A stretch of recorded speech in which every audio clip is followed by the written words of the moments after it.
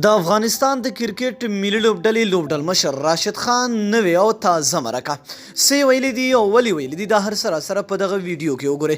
ګرانو زړه ته رانږدې مینوالو یو ځل بیا مو په سلامونو هرکلی کوم.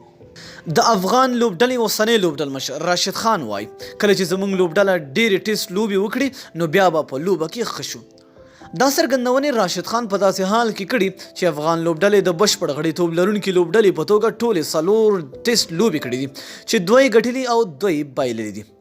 افغان لوبډلې د نومبر په 28 منټه له ویسټ انډیز سره یوازینۍ ټیسټ لوبه په هندوستان کې پیل کړه چې افغان لوبډله پکې ښه ونه ځلېده او ټول 11 منډې هدف یې ویسټ انډیز ته ورکړی و چې مقابلې لوبډلې په 9 ویکټو وګټله.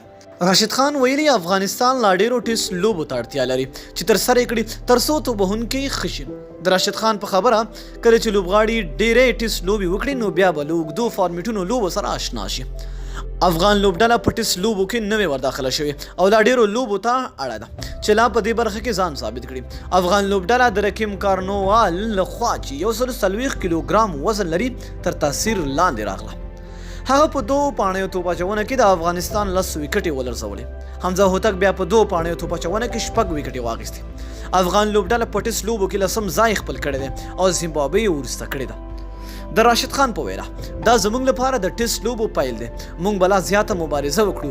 موږ په ورځنیو لوبو کې مبارزه کوو. افغان لوبډله اړتیا لري چې لومړی پاڼۍ ښه وکړي او مقابل لوبډله لومړی سره تر فشار لاندې ونیسي. افغان لوبډله په ټیسټ او ورځنیو لوبو کې د تجربه له کمښت سره مخ ده.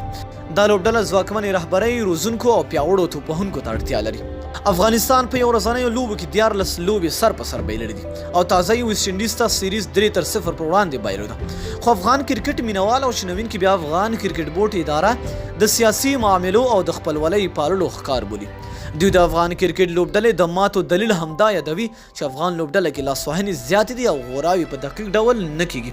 نو ډیره مینه او مننه دوستانو چې ویډیو مو راسره تر پایه ولیدله. تر بیا بلې ویډیو د الله په امان.